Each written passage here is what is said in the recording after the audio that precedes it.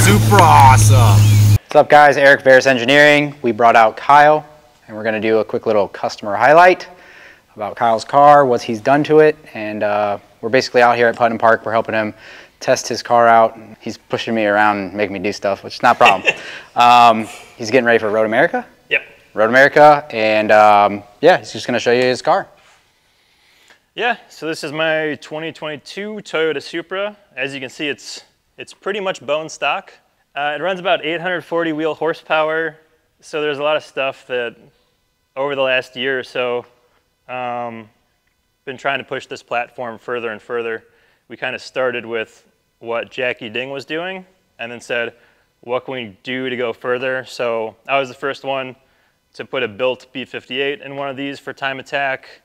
The first one, I worked with Mike Speed since last summer to come up with a custom T4 bottom mount turbo manifold. So we've got an EFR 8474 on there. You know, and along with all the power, obviously, you have to upgrade like the entire drivetrain, built transmission from Brian Shull, got the carbon fiber drive shaft, the diff that I've managed to overheat and blow up. So we've got a diff cooler, we've got upgraded axles, upgraded cooling everywhere, radiators, meth injection, the water flow, the airflow, pretty much anything that can make the car cooler, we've done to this. So, and most recently we added the Verus oil cooler, which is right through here. It's gonna be tough to see, but we replaced one of the auxiliary radiators that was cooling water, and now it's just cooling oil. So this actually works so well that I think we have to increase the temperature targets for the cooling system because the oil and water are actually like running too cold now. So it works extremely well and it gives us a lot of extra capacity. If it was hot out, like, and a big track like Road America with long straights, this is really gonna perform well and not overheat, so I'm excited about it. Obviously we've got engine cooling here, and then this is cooling, ejecting air from the wheel wells, which both gives us a bit of extra downforce, cools the brakes, and also cools the auxiliary radiator and the oil cooler here. But yeah, so this is the Spage aero package that's actually developed by Verus, and then it's built by Spage. And you'll see one interesting thing on this splitter is we have it notched out here in the front. This was actually Jackie Ding's splitter off of his car that he loaned to me after I put my car into the wall at Road Atlanta. You can see the livery, which is basically just paint from the tire wall down the side of my car. So yeah, I hit the wall at Road Atlanta at about 60 miles an hour, tore my splitter in half. Jackie was nice enough to loan me his, but the problem was it wouldn't be legal for street mod because it was too big. So what we did is we actually used the most aggressive factory aero package to measure 5 inches from the OEM body lines, and we're able to notch out his splitter to kind of max out the rule set here. So that was one kind of a interesting thing we did to get a little bit more performance from it.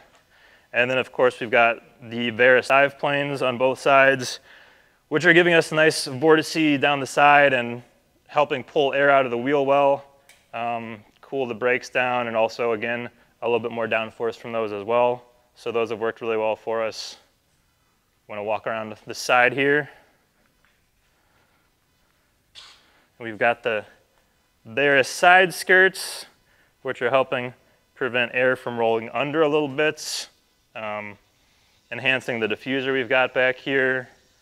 The Craft Square mirrors, which by the way have like the best glass I've ever seen. Like these are the clearest mirrors I've ever seen in my life. It's kind of ridiculous because usually race car mirrors are horrible. But yeah, if we look inside, we've got OMP carbon fiber seats, the containment seat for myself, and the rally seat for nobody who sits over on the other side. But it is extremely light. And then we've got the KMP steering wheel, which is really convenient. Not only can you run whatever rim you want on it, but you can also do map switching with Ecutech right there on the steering wheel. So if you need to turn the power up or down, it's literally like 2 clicks from your thumbs. If we go to the back, we've got the Spage wing, which does a nice job matching the downforce from the splitter and everything.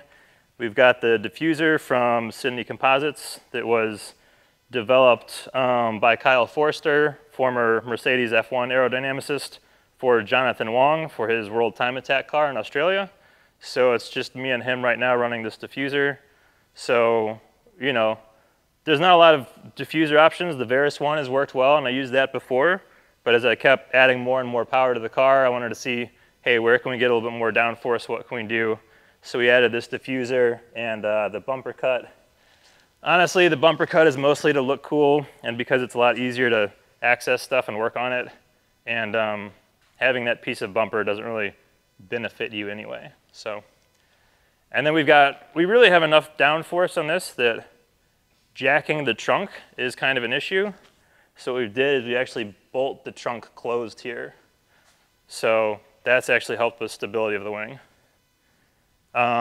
Custom Walker Pro Motorsport titanium exhaust. So it's a full 4-inch downpipe, 4-inch titanium all the way through the center exit here. And that's, you know, most of the stuff. For grid life, we run both street mod and track mod right now, which I hear that everybody's very happy that I'm doing. So this tire setup is a 305 for track mod, and then in street mod, it's a 275 Nankang.